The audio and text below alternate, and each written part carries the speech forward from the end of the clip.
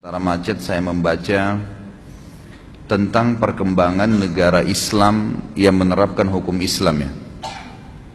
Sekarang di 3 tahun terakhir ini atau 10 tahun terakhir inilah ya, ada 2 negara yang menerapkan syariat Islam dalam kehidupan mereka, dan ternyata dua-duanya tiba-tiba menjadi negara yang sangat berkembang pesat dikala banyaknya negara-negara Islam yang terpuruk ya.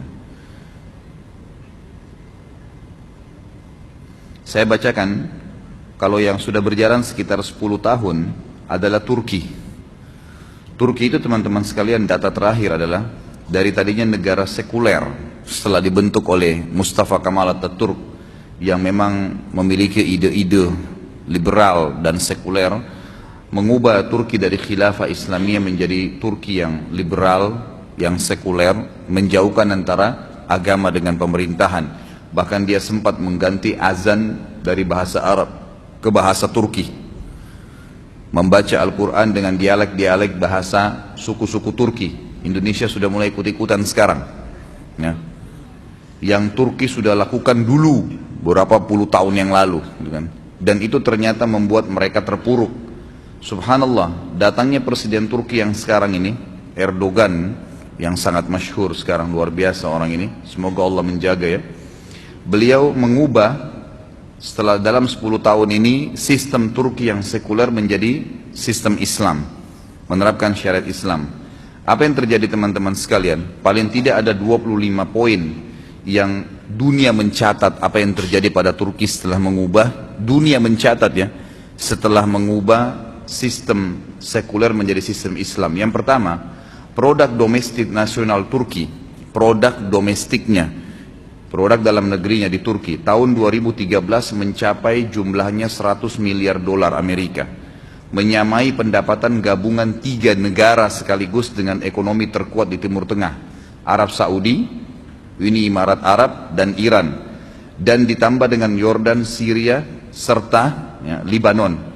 Jadi bayangkan, dengan menerapkan hukum Islam yang paling pertama terjadi adalah berhasil ya, menaikkan hasil produksi dalam negerinya 100 miliar dolar yang mengalahkan 3 negara sekaligus, Saudi sendiri, Emirat Arab, dan Iran. Yang kedua, Erdogan membawa negerinya melakukan lompatan ekonomi yang besar dari ranking 111 dunia ke peringkat 16 dengan rata-rata 10% per tahun, yang berarti masuknya Turki ke dalam 20 negara terkuat atau G20 di dunia. Yang ketiga, tahun 2023 merupakan tahun pembangunan negeri Turki modern yang sudah dicanangkan oleh Erdogan, yang ditargetkan adalah Turki menjadi kekuatan politik dan ekonomi nomor 1 di dunia yang mengatasnamakan Islam. Yang keempat, airport internasional Turki, dan saya sendiri baru mungkin sekitar 2 bulan yang lalu mampir ke sana waktu mau umroh, adalah bandara terbesar di Eropa sekarang, yang menampung 1.260 pesawat setiap harinya, ditambah bandara Sabiha yang menampung 630 pesawat setiap hari. Yang kelima, Turkish Airlines meraih peringkat maskapai penerbangan terbaik di dunia dalam 3 tahun berturut-turut. Yang keenam, dalam kurun 10 tahun, Turki telah menanam 770 juta pohon hardija dan berbuah, maksudnya buah-buahan ya. Yang ketujuh, untuk pertama kali Turki di masa modern memproduksi sendiri tank, baja, pesawat terbang dan pesawat tempur tanpa awak, serta satelit militer modern pertama yang multifungsi. Sebentar, azannya tunda sebentar dulu. Nomor 8, poin 8, kelebihan 8, Erdogan dalam 10 tahun pemerintahannya telah mendirikan 125 universitas baru, 189 sekolah baru, 510 rumah sakit baru, dan 169.000 kelas baru yang modern, sehingga rasio siswa per kelas tidak lebih dari 21 orang per kelas, dan menjadi sekolah-sekolah terunggul sekarang di Eropa. Sekarang orang-orang Eropa yang dulu didatangin sekolah, orang-orang Eropa sekarang yang datang ke Turki belajar. Ini banyak orang tidak tahu nih, padahal sebenarnya perkembangan yang sedang terjadi. Yang kesembilan, ketika krisis ekonomi menimpa Eropa dan Amerika, universitas-universitas Eropa dan Amerika menaikkan uang kuliah, sedangkan Erdogan membebaskan seluruh biaya kuliah dan seluruh sekolah, kuliah dan sekolah bagi rakyatnya, dan menjadi tanggungan negara. Yang ke-10, dalam 10 tahun terakhir, pendapatan per kapita penduduk Turki yang dahulunya hanya $3.500 per tahun, meningkat menjadi $11.000 per tahun. Lebih tinggi daripada per kapita penduduk Prancis. Jadi kalau teman-teman tahu, Prancis itu paling tinggi per kapitanya, artinya pendapatan orang itu tinggi sekali di sana. Tapi Turki dalam 10 tahun terakhir mengalahkan, karena dari $3.500 per tahunnya menjadi $11.000 per orang ya. Dari per kapita, dan Erdogan menaikkan nilai tukar uang Turki menjadi 30 kali lipat. Dulunya rendah, sekarang menjadi naik. Yang ke-11 di Turki, negara sedang mengupayakan dengan sungguh-sungguh membiayai 300.000 ilmuwan melakukan penelitian ilmiah untuk menuju tahun 2023. Jadi dalam slogan yang diangkat sekarang sama Erdogan ini, tahun 2023 atau 2025, Turki sudah harus kembali seperti dulu, menguasai dunia dengan sistem Islam. Yang ke-12, di antara keberhasilan politik terbesar Turki adalah keberhasilan Erdogan mendamaikan dua bagian Siprus yang bertikai. Ia juga melakukan pembahasan damai dengan Partai Buruh Kurdistan untuk menghentikan pertumpahan darah dan meminta maaf kepada Armenia, sehingga menyelesaikan permasalahan yang sudah menggantung selama 6 dasawarsa. Yang ke-13, di Turki, gaji dan upah meningkat mencapai 300%. Dan gaji pegawai baru meningkat dari 340 lira Turki menjadi 957 lira, dan jumlah pencari kerja menurun dari 38% menjadi 2%. 14, di Turki anggaran pendidikan dan kesehatan mengungguli anggaran pertahanan dan gaji guru sebesar gaji dokter. Ke-15, di Turki telah dibangun 35.000 laboratorium IT dan database modern yang melatih pemuda-pemuda Turki. Yang ke-16, Erdogan juga menutupi defisit anggaran yang mencapai 47 miliar dolar. Sebelumnya, cicilan terakhir hutang Turki ke IMF adalah 300 juta dolar pada Juli lalu.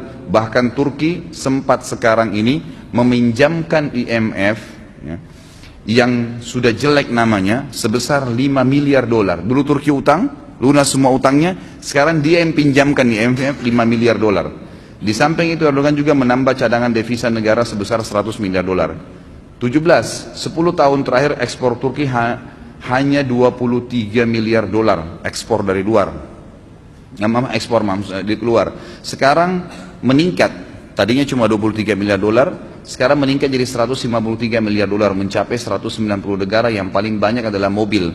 Jadi semua mobil di Eropa dan banyak juga dimasukkan di Indonesia sekarang atau di Asia Tenggara itu diproduksi di Turki. Dan saya tanya sendiri orang Turki kemarin, memang statementnya seperti itu. Yang paling banyak adalah mobil, yang kedua peralatan elektronik. Setiap 3 perangkat elektronik di Eropa, satunya produk Turki.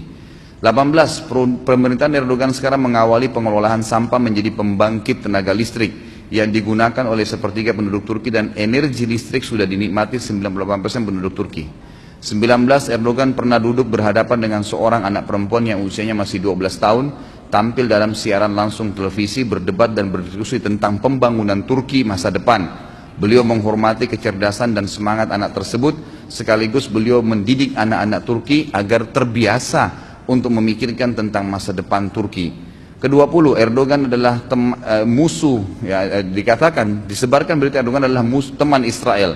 Padahal sebenarnya Erdogan adalah musuh dari Israel. Bahkan Erdogan telah memberikan tamparan keras kepada Israel, dan dia telah memaksa Israel meminta maaf karena kasus kapal Marmara. Ada laut Marmara di Turki, itu pernah ditembak oleh orang Israel, maka dia memaksa. Dan Turki mengatakan peminta maafan tersebut akan diterima kalau mereka mencabut embargo Gaza, ya, sampai kalau tidak maka tidak diberikan maaf, gitu kan? Kalau tidak maka terjadi peperangan, diserang Israel. 21, dikatakan bahwasanya Erdogan satu-satunya pemimpin Muslim yang akhirnya mempermalukan Shimon Peres di sebuah sidang, yang menyebut bahwasanya alasan-alasan kenapa dia menyerang Israel, dan Erdogan akhirnya meninggalkan tempat duduk tersebut dan mempermalukan Israel, sampai akhirnya disambut di seluruh pelosok jalan-jalan di Istanbul dan dianggap sebagai pejuang Muslim.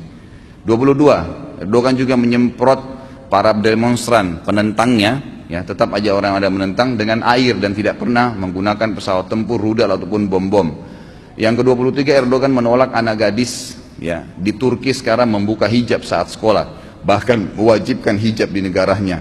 Yang ke-24, Erdogan satu-satunya kepala negara bersama istrinya mengunjungi Burma yang kemarin bermasalah, dan bertemu dengan kaum muslimin di sana dari kawasan Myanmar yang dapat bencana, serta membawa kaum muslimin yang sedang susah menuju ke Turki dengan menyiapkan segala macam persiapan mereka, kebutuhan mereka.